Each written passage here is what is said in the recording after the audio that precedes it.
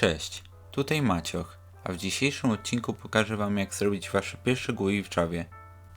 Na początku importujemy paczkę zwaną Adagio. Wszystko będzie w opisie. I teraz piszemy frame równa się new frame i frame.create.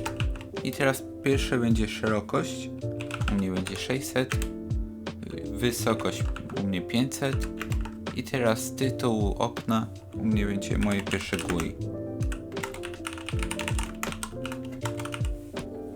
I teraz sprawdzamy, czy to działa. Jak widać, okno nam się pokazuje, czyli kod działa. Teraz możemy dodać ikonkę do naszego okna. Na Macu nie będzie tego widać, ale na Windowsie już tak. W tym celu piszemy tutaj URL równa się new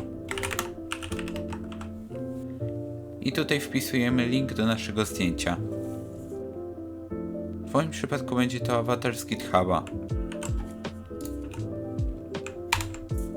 Importujemy java.net i musimy to umieścić w try catch. Teraz piszemy frame.setIcon i URL.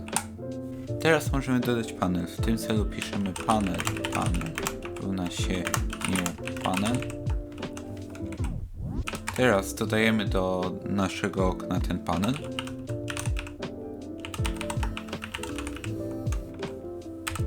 I możemy zmienić jego nazwę. Piszemy w tym celu panel.setTitle i na przykład będzie mój panel. I sprawdzamy, czy działa. Jak widać, działa. I to by było na tyle z tego odcinka. Powiedzcie, jak Wam się podobał, jakie chcecie następne i see ya!